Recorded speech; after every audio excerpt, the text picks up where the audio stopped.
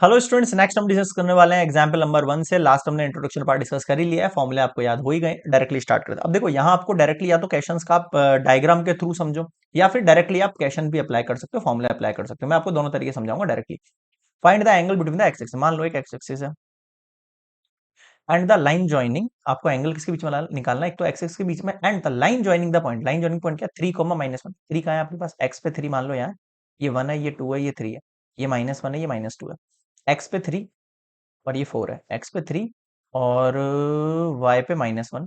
कुछ इस जगह पॉइंट बन रहा होगा ये वाला, है ना? 3, -1। फिर 4, 2। एक्स पे 4 और वाई पे इस जगह बन रहा होगा। तो इस तरीके से लाइन ड्रॉ होगी। अब बोल ये रहा है भैया ये कि आपको इस एक्स एक्सिस के बीच में और इस लाइन के बीच में, है ना, एंगल फाइंड करना है। क्या फाइंड करना है? एंगल फाइंड करना है। कैसे भी समझो, यहां से समझो, यहां से समझो, एक ही बात। समझ रहे हो? इनके बीच में एंगल निकालना है। अब देखो भाई, सबसे पहले ये दो लाइन हो गई आपके लिए कायदे से। एक तो एक्स एक्सिस हो गई और एक लाइन हो गई। तो सबसे पहले दो स्लोप हो गया ना। स्लोप ऑफ, अब आपको पता है स्लोप ऑफ एक्स एक्सिस, इसको मैं m1 नेम दे देता हूं भाई। दे दिया? दे दिया। अब स्लोप ऑफ, आपको पता है एक्स एक्सिस का स्लोप कितना होता है? 0 होता है। पता है ना? एक्स एक्सिस का स्लोप कितना होता है भैया? 0 होता है। और वाई एक्सिस के लिए not defined. Second thing, slope of point 3, -1 and 4, -2, इसे अपन क्या कहेंगे? M2 कहेंगे। इसे अपन क्या कहेंगे? M2 कहेंगे। अब स्लोप कैसे निकालते हैं अपन? वही y2 minus y1, y2 minus y1, x2 minus x1। -2 minus minus plus, minus का 1, 4 में से 3 गया 1, नेगेटिव का 1 आ गया भाई। माइनस माइनस प्लस हो गया ये। हाँ ठीक है, माइनस का 1 आ गया। ठीक है, यहां तक समझ में आ गया। दोनों स्लोप मिल गए। अब आपको पता है आपको एंगल निकालना है। एंगल कैसे निकालते हैं? एंगल निकालते हैं अपन। Tan theta equals to m1 - m2 upon 1 plus m1 × m2। Simple mod लगा के। अब m1 की वैल्यू 0 है, माइनस इसकी वैल्यू -1 है, अपॉन 1 प्लस इसकी वैल्यू 0, इसकी value -1।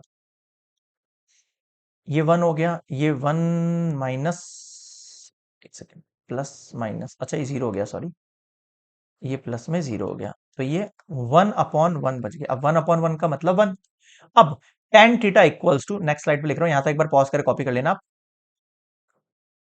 tan theta equals to 1। अब 1 का मतलब कितना होता है? ऑब्वियस सी बात है, tan 45 डिग्री होता है नहीं होता है? बिल्कुल होता है। tan 45 degree. अब tan 45 डिग्री का मतलब, अगर यहां से थीटा की वैल्यू पता की जाए तो थीटा इक्वल्स टू कितना है भैया?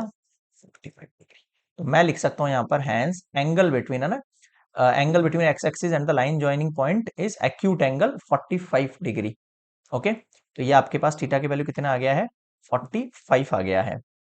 क्लियर है यहाँ पर? तो थीटा की वैल्यू कितनी हो गई? 45 डिग्री। तो ये एक्यूट एंगल है आपके पास। क्या है ये? एक्यूट एंगल है between the x axis and line joining equals to 45 degree. Clear? Example number 1 complete.